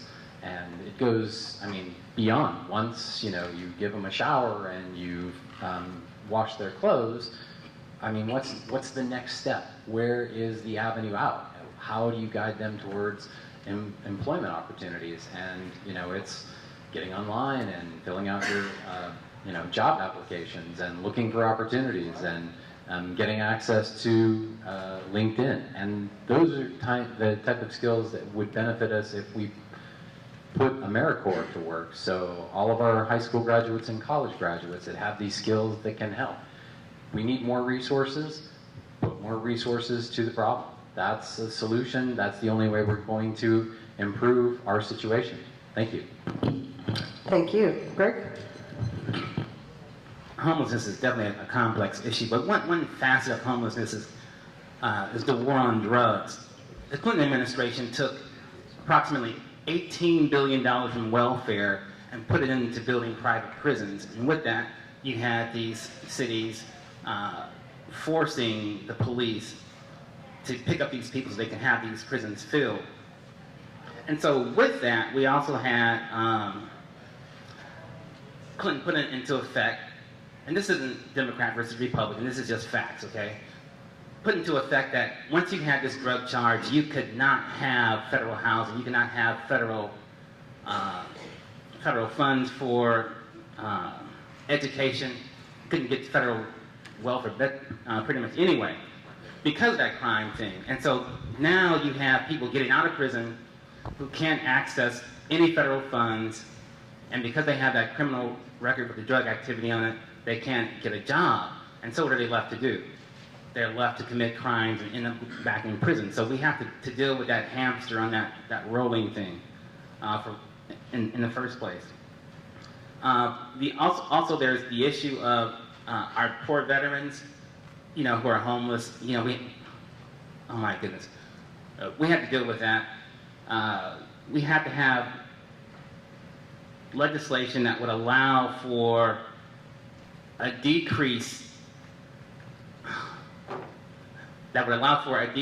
in rental control, that would allow for the government to purchase houses instead of, you know, spending money for rent control or for renters. That way the government owns the house and we don't have to worry about these houses appreciating in value and being taken care of with respect to the owners making tons of money on the appreciation. Thank you. Louis? The question was interesting because it asked, what did you learn as you're traveling as a candidate around the district about the subject of homelessness? And the fact of the matter is I did learn something. I never thought about the fact that Airbnb is having an effect on our housing stock.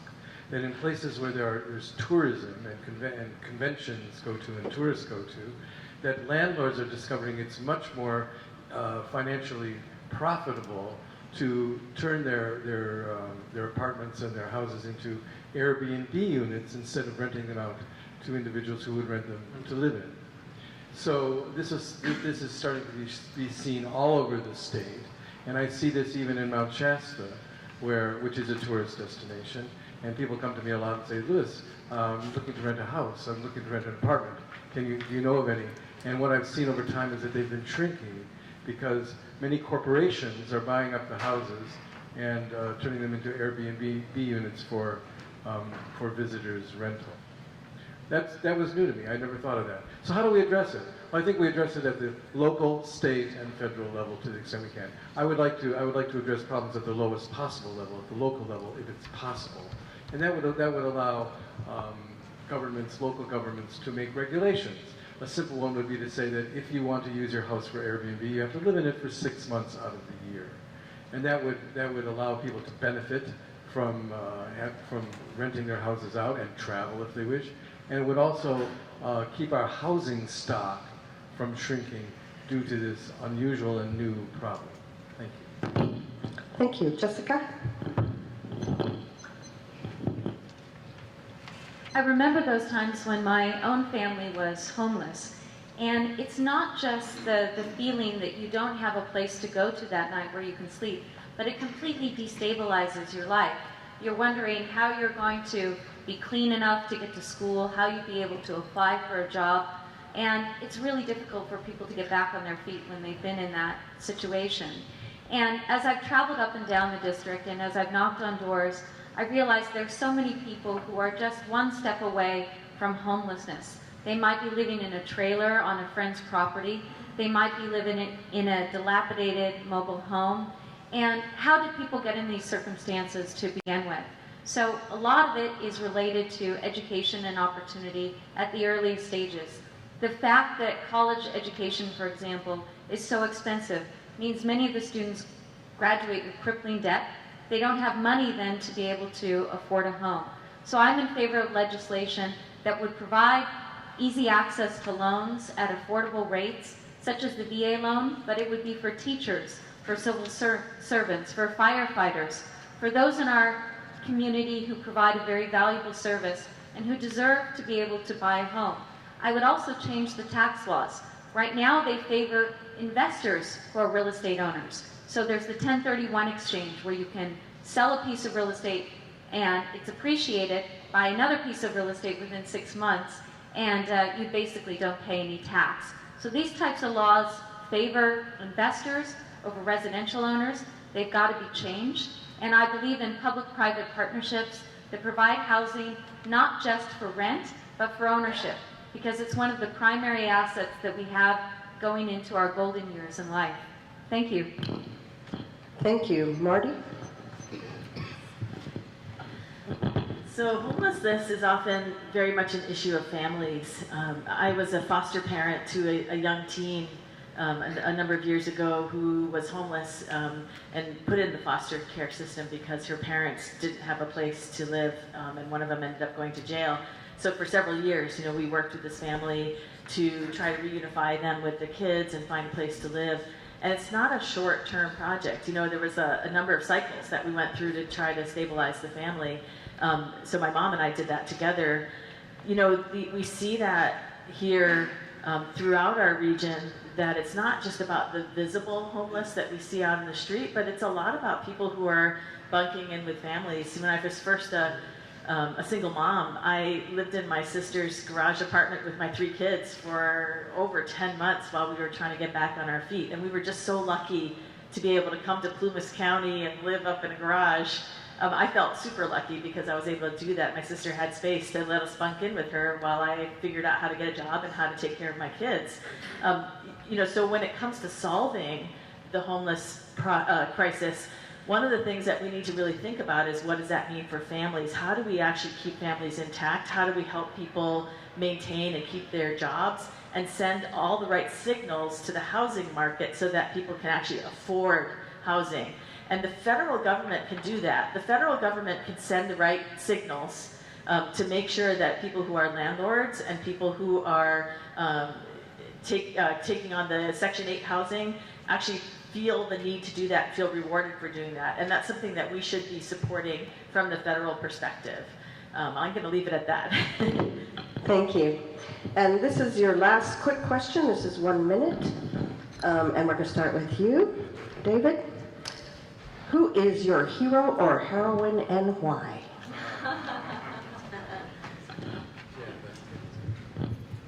I guess the first person that comes to mind, since I am an extreme progressive Democrat, would be Bernie Sanders.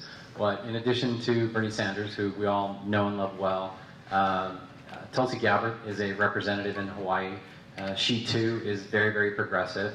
And they share ideals that we all do, I guess one more I want to mention would be Representative in Florida, Alan Grayson. In 2013, he got more legislation passed than any other representative in the history of the U.S. He did it in a Republican Congress. He uses their words to pass progressive legislation, and that's what I would do if I get to Congress. Thank you. Thank you. Gregory? A hero. I guess if there's a person that... Or heroine? Heroine, yeah. I stay away from that. If there is a person I admire, it would probably be Martin Luther King. And I say that because he sacrificed. He was not one of those GQ leaders trying to get into the magazines, but he gave his life for what he believed. He gave his life so that people could be free from the Jim Crow laws, from the discrimination, from the racism, from those government programs that subjugated blacks and other minorities into the lower realms of society. And so Martin Luther King is my man. Thank you. Louis? I like this question. I've got 5 heroes. Mahatma Gandhi, Martin Luther King, John F. Kennedy, John Lennon, and Nelson Mandela. But Gandhi is the one who has the deepest calling on my heart, because he talks about satyagraha. Satya in Sanskrit means truth, and graha means to hold fast. And that's the principle he used in his campaign to rid India of the British Empire. This skinny little man stood up to the British Empire, and he won. So satyagraha, holding fast to the truth. Thank you. Thank you. Jessica? So my great heroine was my grandmother. While I was a kid, I was going off the rails. I was doing badly in school, talking back to teachers, refusing to go.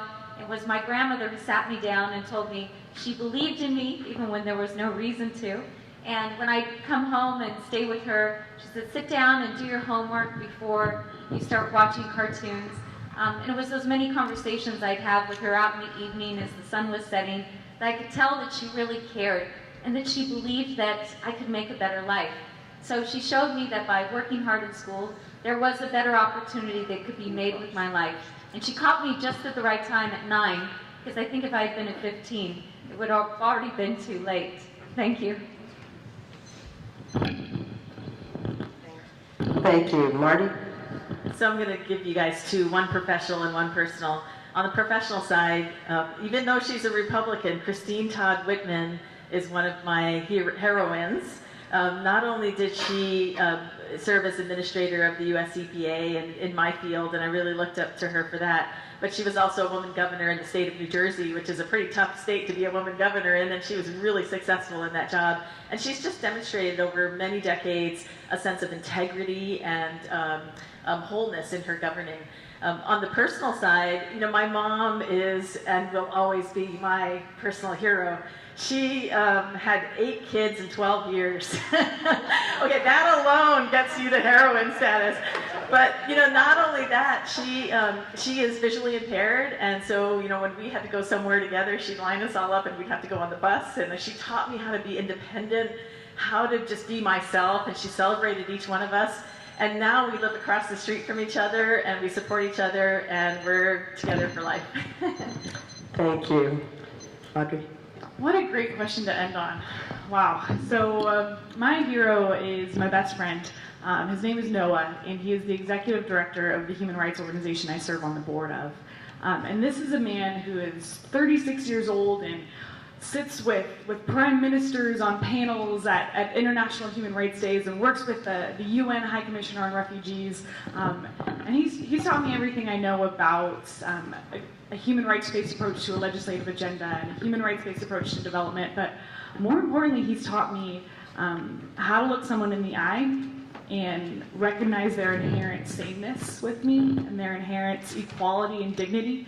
And that is how I strive to live my life every day, is whoever you are and whatever you do, our interaction, I want you to know that I value your humanity in the same way that I value mine. And he's the one who taught me how to do that, and so he's my hero. Thank all of you for answering that question. I love that question. Okay, and now we're going to do closing. You have 2 minutes to close. Greg, you're going to go first. Equality, justice, and fairness, the hallmark of the 1856 Republican.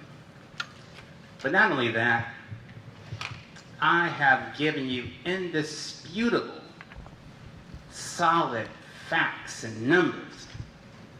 Medicare for all, oh, it sounds so great. Let's go to Disneyland. But when you look at the reality of those figures, Medicare right now is spending $11,000 per enrollee. I have no problem with universal health care, but show me where the money's going to come from. Family of 4 now, $44,000. Where is that money going to come from? That's the type of person I am. That's the type of person I would be in Congress. Show me the money. Let's come down to some great solutions rather than these pie-in-the-sky, ambiguous, nebulous things that, well, we can do this. $21 trillion in the hole, $174,000 debt per taxpayer. These are sobering statistics, and we cannot go much longer as a society if we are inebriated with these warm and fuzzy Disneyland things that we want to do. I don't take government money. I don't take corporate money.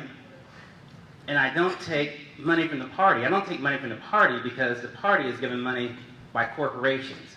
Therefore, I want to be free to say the things that I say. No Republican will say the things that I've said.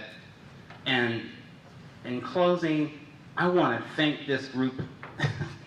You guys have been so much fun, and we've had a great time together, even though we may disagree like crazy. But, you know, we're a good group, and I thank you sincerely from the bottom of my heart. I love you all. I know it sounds corny, but I do. And Louis, especially you. So, so thank you very much. Thank you. Thank you, Greg. Louis? That's a tough act to follow, right? There's just a couple things I can say in 2 minutes. We talked about many issues, and there were many, a thick stack of questions. There are many more issues we could talk about. It's my feeling that many of these devices, we're very polarized, divided society right now, and we're divided around these issues. I call them third rail issues, like abortion, gun control, and gay marriage. These things keep us separate and fighting and divided. To me, that's a distraction. The real issue is the inequitable distribution of wealth and power. The fact that wealth and power is being siphoned up to a small segment of society, and that to me is the issue that we always have to focus on. It is a question of how do we pay for these things, and my answer is that we take the 700 billion military expenditure budget, we cut it in half. We take a quarter of that to pay down our national debt, and the rest of it goes to Medicare for all and education. These are the things that I would want to do when I'm in Congress. One of the things I've learned, this is going to be very quick, I've learned I can be a wise elder. I stand in front of audiences and I say, I'm a wise elder. What does that mean? Being an elder is easy. Just don't die and you become an elder. Being a wise elder, what does that actually mean? That means learning from the length of time that you've been on the earth, learning lessons from it, and passing those lessons on to the future generations. Thank you. Thank you, Louis. Jessica?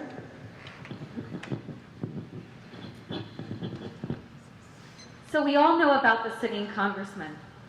So it was nearly a year to this day that he repealed the ACA without an adequate replacement. And hundreds were lining his town hall begging him for single payer. We all know about his track record on food stamps. He voted to repeal food stamps or to significantly decrease our access to them, while he took $5.2 million in farm subsidies for himself. We know that the rest of the world is moving towards renewable energy. The rest of the world has signed on to the Paris Accord, but we are the exception. And I've heard Doug LaMalfa say on a teletown hall conference, the reason people's utility bills are going up is because of renewable energy requirements. We know that he has to go. So how do we get him out? So in my work as an attorney, I review regulations, I advise clients on the regulatory waters, and I know how to reach across the aisle, to negotiate with hostile forces, to find common ground. But my background and my passion are not enough. It takes significant resources to unseat an incumbent like LaMalfa, particularly in a district like this, and we have succeeded on this front. So we've raised nearly $300,000. We have hired a professional team. Lori Watkins, our campaign manager, is here, was one of Barack Obama's former campaign managers. We can flip this district. I will take this district back for you, so that in November you can wake up with a congresswoman who hears you and is not in the pocket of her largest donors. Thank you. Thank you, Jessica. Marty? Thank you so much for coming out this evening. It's been a lot of fun. And I have to tell you, I didn't realize it at the time, but when I first started campaigning, I realized I was going to have to get out and talk to a lot of people. And then I discovered I actually really like it a lot. I really enjoy getting out and meeting people, and that's been really the focus of my campaign. You know, I understand a lot about environmental science, and I understand the landscape of forestry and agriculture, but really what we have in this district are a lot of people, and our people don't necessarily work in those fields. Our people work in healthcare and in government and teaching and all different kinds of areas that we need to be doing better to support economically. So that's where I come from in terms of thinking about how to support this district and how to reflect this district in Washington. I'm working right now on trying to develop better marketing techniques to get timber industry back into this region with brand new technology and with sustainable forestry. So I'm not waiting to get elected. I'm working on that right now. The other thing that I'm doing is really getting out and trying to make sure that I'm connecting with people and making this very much a people-oriented campaign. I've gone about the circumference of the earth just here in District 1 within the last year since I started running. And meeting people has been really the joy and the education of running as a candidate. So, you know, I just want to leave you with this idea of it's not just about connecting with people, but also the experience and the qualifications to do a job. So I've spent 3 decades now working in federal regulatory programs, both on the environmental side, but also in energy and healthcare, and recently in the last 15 years working in the financial industry. So I've got that depth of knowledge. I work on this every day, all day long on federal programs, and I know I can go to Washington and represent you well. I'm Marty Walters. I come from Plumas, California, and I really appreciate your support on June 5th. Thanks. Thanks, Marty. Audrey? I'm Audrey Denny, and I am humbly standing before you asking for your support and your vote on June 5th, because I am the candidate that can win in November. And I say this boldly, and I say this for 2 reasons. One, because we can build the coalition that we need in this district to win. My campaign has activated the far progressive wing of the Democratic Party. We got the National Justice Democrat endorsement. We got the Our Revolution Chico endorsement. The progressives are amped behind our campaign. In the middle of the road, we've got all of our millennial no party preference voters, and they are showing up. They are interning. I've got now 8 interns showing up. Their high school students are knocking doors for my campaign. This generation is excited because they see me as one of their own. And I'm doing the outreach that needs to be done into the populations that traditionally vote conservative. I've got Republican farmers and ranchers and business leaders who are chomping at the bit to start a Republicans for Audrey committee after the primary because they too are tired of the incumbent. We can build this broad coalition around coming together around shared common values. Right? The second key point is we have the infrastructure in place to win. We have 2 offices. Talk to my campaign manager, Brian, about our writing office on Hilltop. We've got our headquarters in Chico. We've got 4 hubs around the district, 5 full-time staff. The 1 quarter that we had to file with the FEC, we outraised everyone else in the race, including the representative. We have the resources we need. But more importantly, I'm looking around this room, and I see some of our key volunteers. And we have hundreds of volunteers that are fighting for social change with every door that they knock, every phone call that they make, every text message that they send, and I invite you to please join our team. Talk to us afterwards about how to do that, because together, we can and we will make real and lasting social change, and you are a part of that. And I am so proud to be in this fight alongside you. I'm Audrey Denny. Thank you. Thank you, Audrey. And finally, David. Hi, I'm David Peterson, and There's a number of subjects that we didn't get to talk about tonight that are actually core and fundamental and foundational that have plagued us for decades.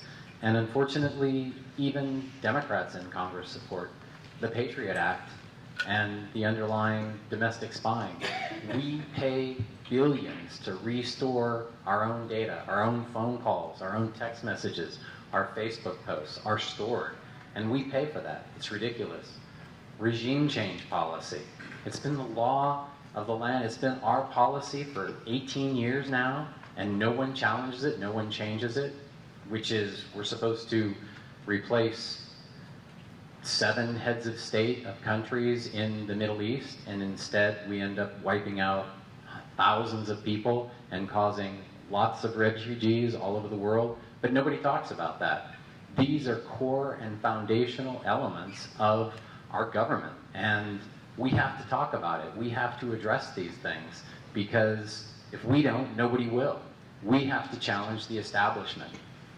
The laws that protect fossil fuel companies. People talk about climate change, and then they ignore the laws that are protecting fossil fuel companies, and they do nothing about it. It's ridiculous. Let me quote Bernie Sanders. He said, "The corporate establishment wins when money rules the process." And that's the problem that we have even in this race. Too much money in the process.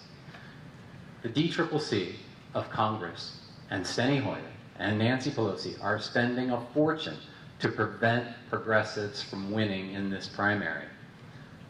But be bold, fight back. I mean, it's the law of the land, unlimited money in politics. But as voters, your defense is to fight back and vote against establishment Democrats and vote for the progressive. That's me, David Peterson. Thank you, David. And to all of you in the audience, thank you so much for your questions. I have probably 50 that I could not ask. I tried to put as many together as I could, but they were just great questions. Let's give our candidates a great hand.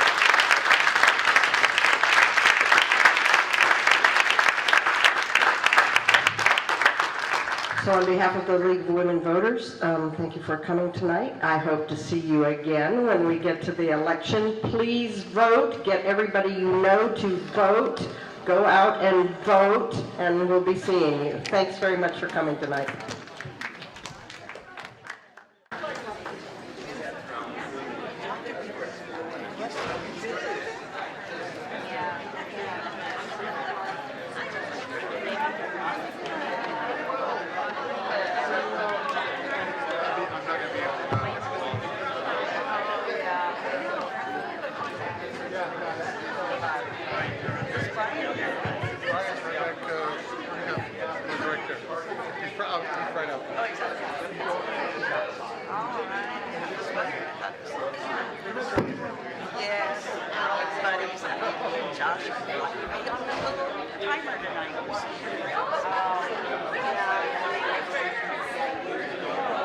Oh,